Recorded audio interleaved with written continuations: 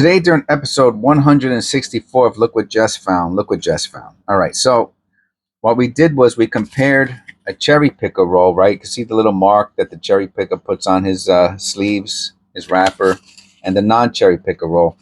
And this is the conclusion, the summary of the two.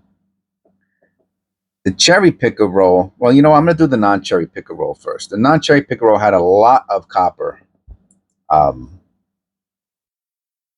These are the fine coppers, right? So we got 7. A more heavily circulated one, possibly sintered, 8. We had an AU copper, beauty, 9. And then 1, 2, 3, 4 others. So that's 13 coppers. So that's like almost 25%, 24%, whatever it is. Okay, so we found more copper in the non-cherry picker roll, and these are the special pennies that we found in the roll. So we found an 82 zinc large date,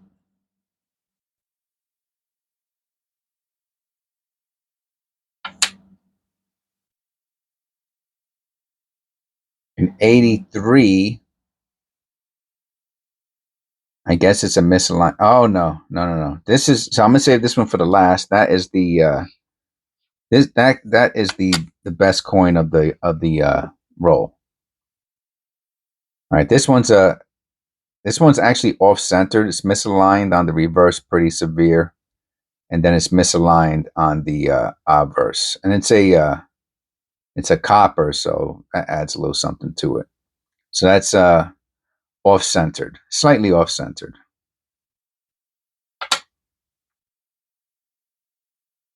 $69D. This is another good one. I'll show that one in a second. Those will be the two good ones. A 92. Yeah, it's pretty severely misaligned. The reverse might be a little misaligned, so it might also be another off-centered. But on zincs, you don't usually find them like this too often. So that's pretty cool. All right, now back to the 69D.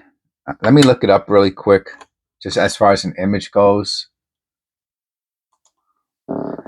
1969D penny. All right, let's go to the image.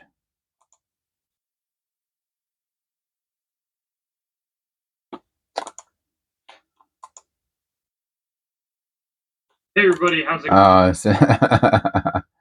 It's his. Let me see. He's actually talking about it. 1969D penny, worth money. How much is it worth?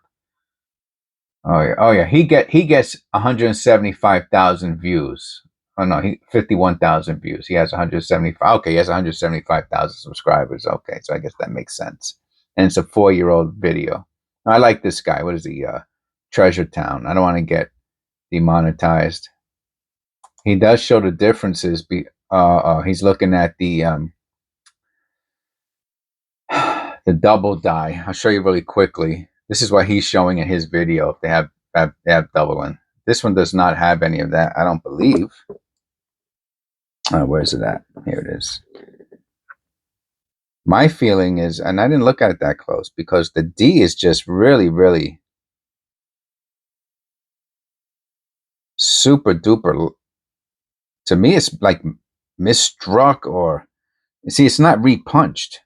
It's just a bad. It's a bad punch, in my opinion. Oh wow! And there's something going on next to the 9 also.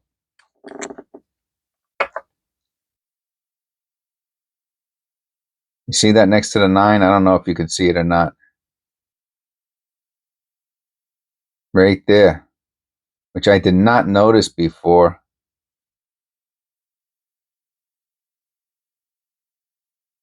I don't know what that is.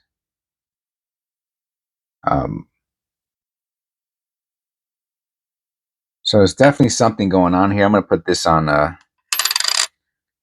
So it's a bad punch for the D, and it looks like something going on with the date. So I'm going to put date question mark. And bad mint mark. So this, this is the type of stuff that just takes a little bit extra research. Yeah, you can see it there, and by the 9, and that D does not look right at all. So this is what I do. I put them on a little piece of paper, and all right, so that's pretty good. And then the last one is the it's nice when the error is just easy to tell. You know what I mean? So it's an 83. You know it's zinc. What's that? I didn't even notice that, to be honest with you. It's this one has a die clash on it. Okay, so that's just dirt underneath the date. There is a mark above Liberty. Don't know what that's from. Okay, you can see the next to Liberty. You can see the columns from the reverse next to the Y on Liberty. You see it? Yeah, right there you can see it. So that's a beautiful, beautiful, beautiful die clash. That's got to be one of the best. And above Liberty, you can see something else. But that is an absolute stunner, which I didn't even realize it was this. And the same thing with next to the neck. There might be something there, but that doesn't matter. That's the beauty right there. That's the money shot. Okay, then on the reverse, we got the beautiful die clash leading into, it actually broke. Led to it's a die clash leading to a die crack. So this is a really, really nice die clash. Really nice. Could be $10 or so, or $5 or $10. Let me see. Because of the die crack, that's what maybe say $10 on this one, because of the die crack. I've never seen that before. A die clash leading to a die crack. Or either that or it's just a super duper duper duper strong die clash. It's pretty crazy. So that is roll. That's the second roll we did. That's the non-cherry picker roll. Now we're going to look at the cherry picker roll. These are what I found. Very few copper. Not very few. I shouldn't say that. What's that? 4, 5. Excuse me. 6, 7, 8, 9, 10. So pretty similar. Still got 20% copper. That's great. Check this one out. I'm almost thinking that this might be proof-like.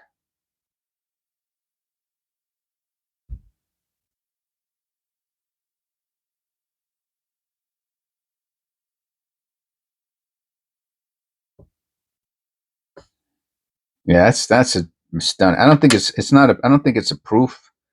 Like I have, see, not all proofs are frosted, but this one is frosted. See, that's a proof.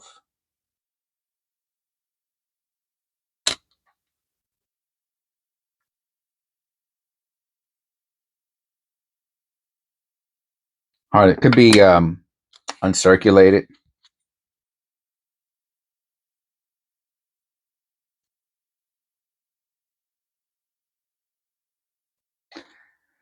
So I keep them around just for comparison. This is an 82 zinc small date.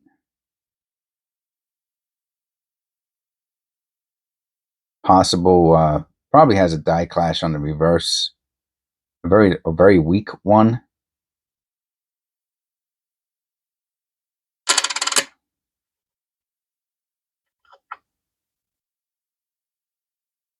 You see, now look at that D. And where's the other 69? Look at this D. I mean, this is 70, different years, so I don't know if that probably makes some kind of a difference, but look at that one.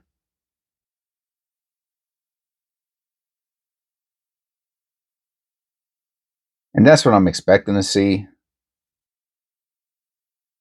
So that, to me, is not right. That's right. Not right. Unless it's a 69 thing, you know what I'm saying? That's all I could say. So anyway, this penny here is, it's got something going on. Looks a little possibly misaligned also, but I'm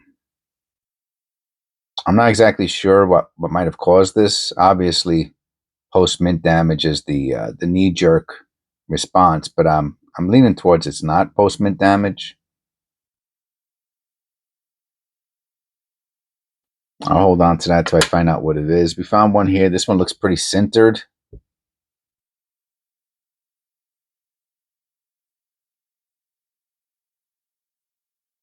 You can see it on the edge.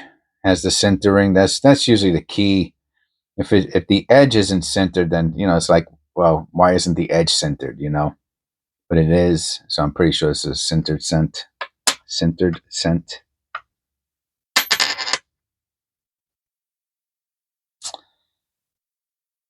This is the first one we picked up during the long. Hey, if you didn't watch the long video, well, I should have said that at the beginning, right? Hopefully you watched the long video first. You should check it out. We found all these pennies in the long vert. I will link it at the end. So if you want to just skip to the, anyway, you should watch it. You should watch all my long videos, but in case you don't, watch that one because it relates to this video. Is this post-mint damage? Again, hard to tell.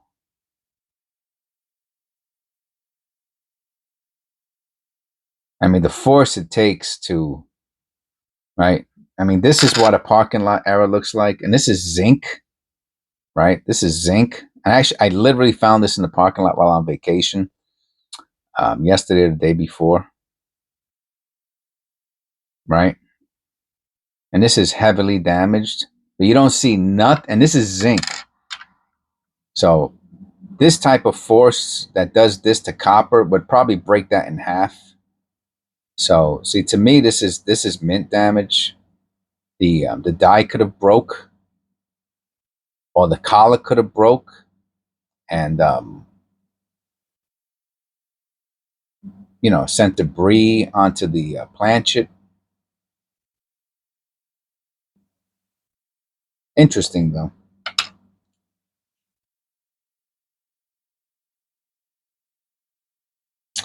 This one here, I believe, it's a little dirty, but I'm going to say it has doubling.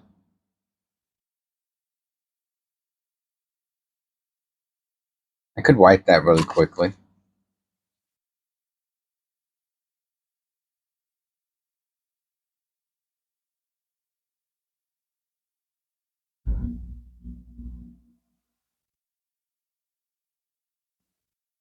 See, it's in the tilt of the hub. But I'm going to say, especially there in the D, that's the most obvious, obviously. Obviously. It's just up here. I'm going to call that hub doubling.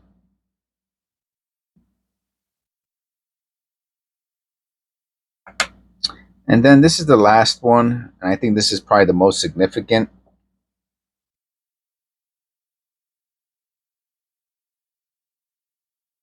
But the letters on the top, under the loop, I can see, especially on the first T,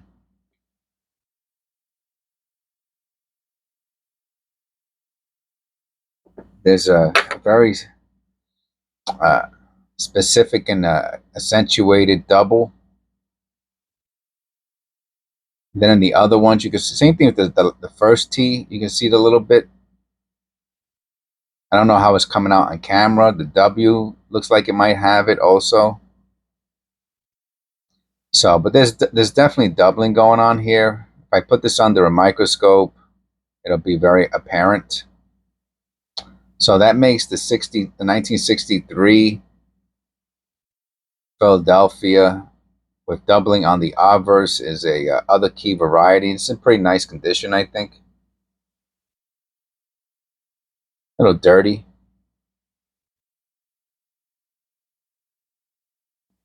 But if I can show that doubling very well, I think you can see it maybe even better from far away. Ah, there you go. That might do it.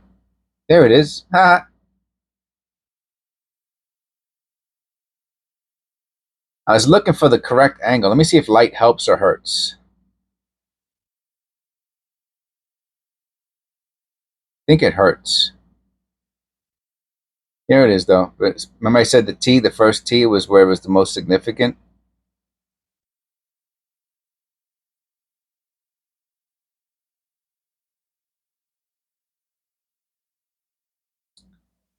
So that is a great doubling. I mean, it's like a real doubling. It's not like a hub double or something like that. Yeah, you can see it there. Really, really good. If I can get that as my thumbnail, might be too far away, but I'll try. And again, it might be in other places too, but it's definitely in the T, and that's it right there. You can see the extra. It's doubled. That's it. So this is an other key variety, 1963, and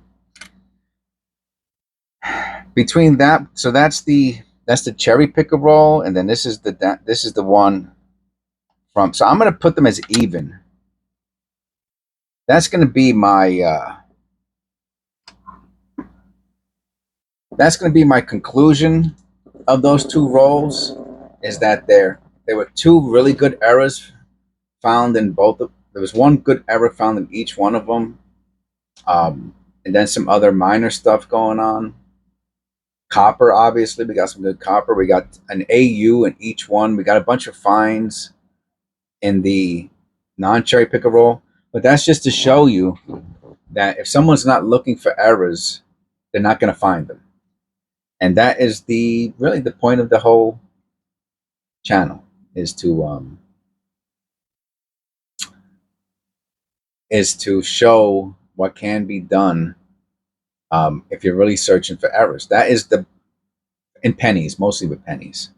I have found good errors in other denominations, but the channel is mostly about pennies. So I hope you enjoyed. Anyone who stood here for 18 minutes, I really appreciate that. God bless, and I'll see you in video 165 next.